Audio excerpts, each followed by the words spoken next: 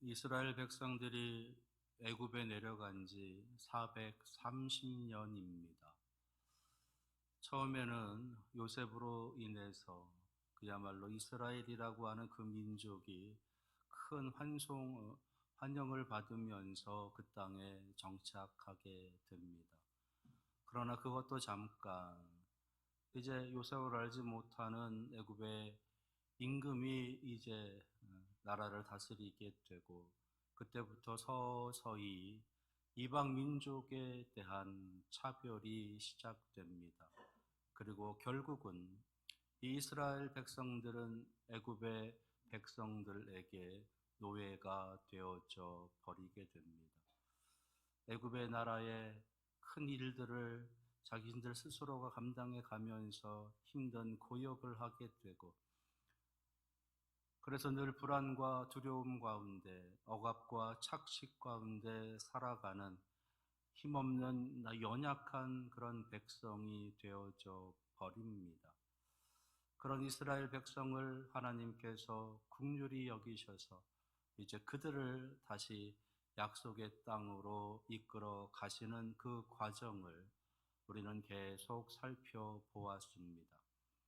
그렇게 애굽 땅에 시작된 재앙이 벌써 이제 10번째, 오늘 장자의 죽음을 이제 지난주에 예고를 하게 되고, 그 장자의 죽음이 임하기 전에 이스라엘 백성들에게 하나님께서 말씀하고 계시는 한 가지 절기, 그러니까 유월절을 지키라라고 하시는 하나님의 명령이 그들에게 선포되어지는 것이 오늘 함께 읽은 본문의 말씀입니다. 애굽 땅에 내렸던 장자의 죽음을 제외한 9가지 재앙은, 먼저는 바로와 애굽에 있었던 그 애굽의 백성들을 향해서 이 땅의 진정한 신은 나 여호와 하나님이시다라고 하는 것을 알리시는 것뿐만 아니라 이스라엘 백성을 약속의 땅으로, 그들이 가고자 하는 곳으로 내보내야 된다라고 하는 하나님의 그 거룩한 뜻에 순종하게 하시는 그 일을 위해서 이 9가지의 재앙을 내리셨습니다. 그럼에도 불구하고 바로와 그의 신하들은 그것에 반대하고 이스라엘 백성들을 내보내지 않습니다. 그래서 결국은 마지막 장자의 죽음이라고 하는 재앙이 선포되어진 것이에요. 반면에 이 10가지의 재앙이 내려지고 있는 그 애굽 땅에서 함께 살아가고 있는 이스라엘 백성들이 있습니다. 하나님의 놀라우신 은혜 아래서 그 땅 고센이라고 하는 구별된 땅에서 그들은 그 재앙을 바라보면서 살고 있었습니다. 애굽 땅에 내리고 있는 그 엄청난 인명의 피해와 그리고 재산의 피해, 그러므로 인해서 그 애굽 땅이 점점 더 재앙의 땅으로, 멸망의 땅으로, 죽음의 땅으로, 저주의 땅으로 변해져 가고 있는 그 모습을 바로 옆에서 지켜보고 있었던 거예요. 과연 그들의 마음은 어떠했을까? 애굽이라고 하는 그 나라가 서서히 멸망되어져 가고 있는, 엄청난 하나님의 재앙 가운데 파멸되어져 가고 있는 그 모습을 보면서 이스라엘 백성들의 마음에는 시원함이 있었을까? 기쁨이 있었을까? 잘 되었다라고 하는 그런 마음이 있었을까? 결코 그렇지만도 않았다라는 겁니다. 그들이 죽어가는 그런 모습들을 바라보면서, 그들이 당하고 있는 엄청난 피해들을 바라보면서 마음속에서 불쌍한 마음들이, 긍휼의 마음들이, 그리고 왠지 모를 불안과 두려움, 공포의 마음들이 그 이스라엘 백성들을 사로잡았다라는 거예요. 과연 우리가 하나님의 백성일까? 저 하나님의 진노가 혹시 다 우리들에게 임하게 되는 것은 아닌가라고 하는 염려와 걱정, 그리고 저 죽어가는 저들의 모습을 바라보면서 그들의 모습에 불쌍함이 생겨나고 긍휼함이 생겨나고, 하나님 앞에 우리가 어찌해야 합니까? 우리가 무엇을 해야 합니까?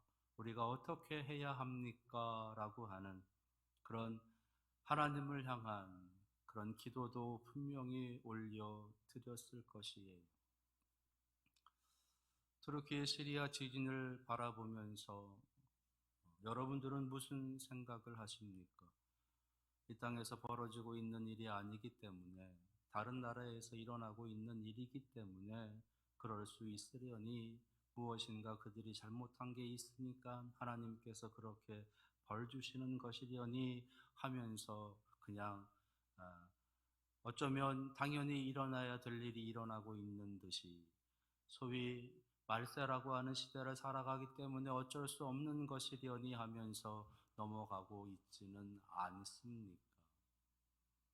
그들을 바라보면서 그런 마음을 가지고 있는 사람들이 있는가 하면, 그 죽어가는 사람들의 피해를 바라보면서 긍휼히 여기는 마음, 불쌍히 여기는 마음, 그래서 하나님의 위로하심이, 하나님의 도우심이, 하나님의 구원하심이 그 땅에 더 긴박하게 임하기를 원하는 그런 마음으로 기도하는 사람들도 있다라는 거지요. 그러면서 그러한 재앙들, 그러한 지진들, 그러한 전쟁의 모습들을 바라보면서 믿음의 사람으로 내가 어찌해야 합니까? 교회가 어찌해야 합니까? 하나님의 백성으로서 내가 어떻게 해야 할까요? 그렇게 하나님 앞에 기도하기도 합니다. 우리와 마찬가지로 애굽의 백성들도 그러한 기도를 분명히 하나님께 올려드렸을 것이고, 그 기도가 분명히 또한 응답되어집니다. 그 기도가 응답되어진 것이 바로 유월절. 하나님께서는 애국 백성들을 바라보면서 애통해하며 기도하고 있는 이스라엘 백성들을 향해서 유월절이라는 기도의 응답을 주고 계시는 거예요. 자, 과연 그렇다면 그 유월절은 어떤 의미를 담고 있기에 하나님께서 그들에게 기도의 응답으로 주고 있는 것일까? 유월절을 통해서 우리에게 알려주시고자 하시는 신앙의 교훈, 그 첫 번째는요, 새로운 역사, 새로운 인생의 시작은 하나님의 인도하심을 따라가는 것에서 시작된다는 것을 알려주시기 위함입니다.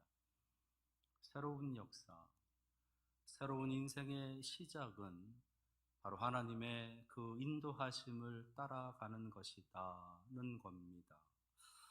오늘 2절에 있는 말씀을 보니까 이 달을 너희에게 달의 시작, 곧 해의 첫 달이 되게 하고 라는 구절이 있어요.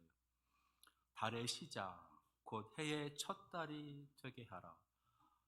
한 해의 시작이 되어지는, 한 해의 시작을 할 수 있는 그 달, 그 날을 이제 하나님께서 유월절이라고 하는 그 날로 시작하신다라는 겁니다. 지금까지 그들의 애굽의 달력을 이제 사용을 하면서 그들의 날짜와 그들의 달과 그들의 연수를 이제 헤아리면서 시간을 보냈을 것이에요. 그러면서 거기에 맞춰서 농사도 짓고, 거기에 맞춰서 생활을 하고, 거기에 맞춰서 여러 가지 많은 삶의 모습들을 가지고 있었을 것입니다. 그런데 하나님께서는 그 모든 것들을 이제 다 버리고 오늘부터 말씀이 선포되어지고 있는 이 날부터 너희의 유월절을 시작해라. 그것은 너희의 첫 해, 첫 달, 첫날이다 라고 하는 것을 말씀하시는 거예요. 저는 이 구절을 읽으면서 창세기 1장 1절의 말씀이 떠올랐습니다. 태초에 하나님이 천지를 창조하시니라. 세상이 시작된 첫날, 온 세상을 시작하신 첫 해, 첫날, 하나님께서는 다시 한번 이스라엘 백성들을 향해서 천지를 창조하심처럼 유월절이라고 하는 새 역사를, 새 시간을, 새로운 인생의 시작을 선포하고 계시는 겁니다. 이스라엘 백성들이 자신들이 깨달아서 자신들의 힘으로 그것을 정해서 이날부터 우리가 하나님께서 원하시고 기뻐하시는 하나님의 백성의 역사를 시작하겠습니다 라고 하는 것이 아니라, 하나님께서 이제부터 시작이다, 이제부터 다시 시작이다 라고 말씀하시면서 그 날을 선포하고 계시다라는 거예요. 이것이 유월절이 갖는 의미인 겁니다. 하나님께서는 하나님을 믿는 거룩한 백성들이 유월절이라고 하는 새로운 인생으로 새로운 역사를 써 가기를 시작하는 그 날을 맞이하기를 원하십니다. 사순절을 보내고 있습니다. 저는 이 사순절이 바로 유월절 그 기간에 해당한다 믿습니다. 그렇다면 이 사순절을 보내면서 우리도 우리의 새로운 역사, 새로운 인생을 시작할 줄 아는 그 첫날을, 그 첫 해의 첫 달을 맞이할 수 있어야 되겠습니다. 그래서 이번 사순절을 묵상하면서 여러분들의 인생에 새로운 역사를 시작할 수 있는 그러한 출발의 날이 여러분들에게 임하시기를 축원합니다. 두 번째로 유월절을 통해서 알려주시는 신앙의 교훈은요, 하나님의 인도하심을 따라가기 위해서는 과거의 역사, 과거의 인생을 지워야 한다는 겁니다. 430년이라고 하는 애굽의 역사, 애굽에서의 인생이 있었습니다. 하나님께서는 그것을 이제 유월절이라고 하는 그 날을 지키게 하시면서 그 과거를 지우시고 계시는 거예요. 이제 430년의 역사는 이것으로 끝이다. 너희들에게는 새로운 역사가, 새로운 인생이 시작된다라고 선포하고 계시는 겁니다. 과거의 역사, 과거의 인생, 그것을 지우는 그 거룩한 날이 바로 유월절. 여러분들에게는 이런 유월절이 있으신가요? 새롭게 하나님의 은혜 가운데 시작했었던 그날, 새로운 피조물로 거듭나게 하셔서 내가 이제는 하나님의 거룩한 백성으로 살아가겠습니다 라고 다짐하고 결단했었던 그날이 있으십니까? 지나온 우리들의 과거의 역사, 지나온 우리들의 과거의 인생을 지울 수 있어야 합니다. 지금껏 우리가 어떻게 살았건, 지금껏 우리가 어떤 모습으로 지내왔건, 하나님께서는 그것에 매여서 여전히 노예의 모습으로 살아가지 말라고, 죄의 종의 모습으로 살아가지 말라고, 죄인된 삶을 살아가지 말라고, 그것은 이제 끝났다, 그것은 이것으로 끝이다 라고 선포하시면서 너희들은 이제 새로운 피조물이다, 새로운 역사를 만들어갈 새로운 인생들이다 우리에게 말씀하고 계시는 겁니다. 더 이상 과거에 집착하거나 과거에 매이거나 과거에 휘말려서 과거에 휩쓸려서 살아가지 않는 그런 거듭난 인생이 되시기를 바랍니다. 그것이 이번 사순절 기간을 보내면서 우리가 회복해야 할 하나님의 거룩한 백성으로서의 성스러운 모습이라 믿습니다. 세 번째, 유월절을 통해서 알려주시고자 하시는 교훈은요, 그러한 과거의 역사, 과거의 인생을 지우기 위해서는 십자가를 새겨야 한다는 겁니다. 과거의 역사, 과거의 인생을 지우기 위해서는 십자가를 새겨야 한다. 오늘 말씀을 보시게 되면 6월절을 보내게 하시면서 어린 양을 준비하라 하십니다. 근데 준비하는 그 어린 양은 하나님 앞에 거룩한 이름으로 피 흘려서 죽게 되는 어린 양입니다. 그 피를 문설주와 임방에 바르게 하십니다. 그러면 그 피를 보고 죽음에서 넘어가게 하시겠다라고 말씀하고 계시는 거예요. 그러니까 죽음에서 구원을 받게 되는 그 희생의 제물로 어린 양들을 각 집마다 각 사람들의 숫자대로 그 양을 준비해라 라고 말씀하고 계시는 겁니다. 그렇게 그 어린 양의 대속의 피가, 그 어린 양의 값진 피가 이 이스라엘 백성들을 구원하게 하는, 그 죽음에서 넘어가게 하는 대속물이 되어졌다라는 것이에요.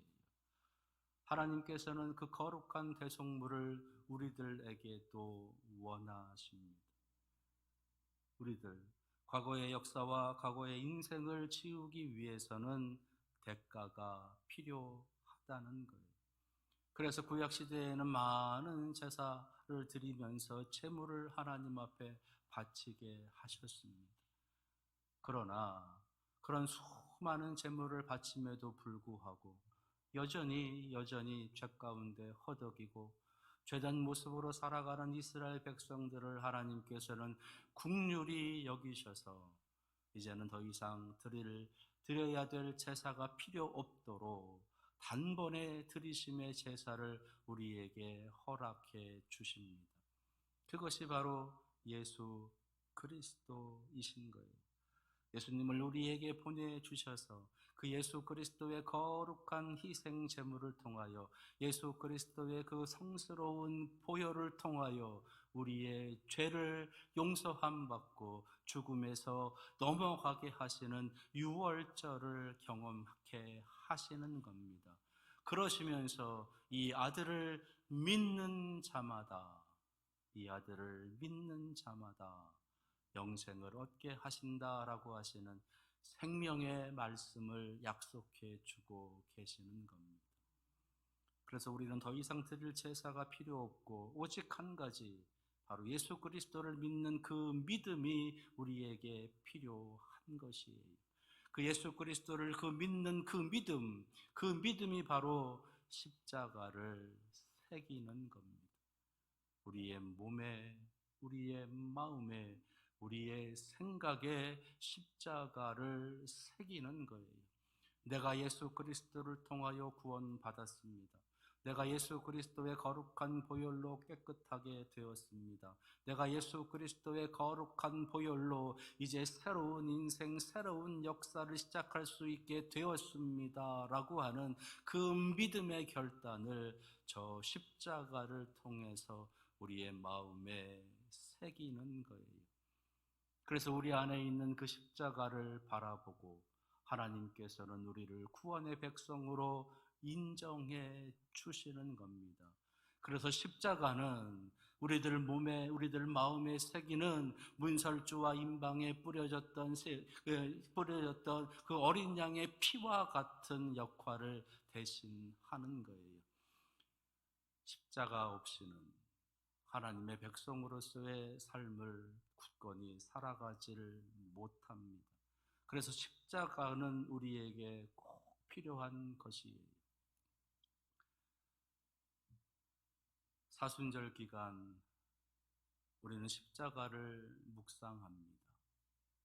십자가를 묵상하면서 나를 구원해 주신, 우리를 구원해 주신 예수 그리스도를 만날 뿐만 아니라 그 예수 그리스도를 향한 굳건한 믿음이 우리들에게 굳게 새겨져야 되겠습니다. 사순절 보내시면서 여러분들 마음마다 십자가가 깊이 새겨지는, 그래서 흔들림이 없는 예수 그리스도를 향한 믿음의 성도들이 되시기를 축원합니다. 6월절을 통해서 알려주시는 신앙의 교훈 3가지를 말씀을 드렸습니다. 새로운 역사, 새로운 인생의 시작은 하나님의 인도하심을 따라가는 것이다. 두 번째는 그 하나님의 인도하심을 따르기 위해서는 과거의 역사, 과거의 인생을 지워야 한다. 세 번째는 과거의 역사, 과거의 인생을 지우려면 십자가를 새겨야 한다. 이스라엘이 유월절을 기억하며 하나님의 백성으로 다시 시작하였던 것처럼 우리도 예수 그리스도의 십자가를 기억하며 새로운 피조물의 삶을, 새로운 인생의 삶을 다시 시작하는 이번 사순절 기간을 보내시는 여러분들 되시기를 축원합니다. 기도하겠습니다.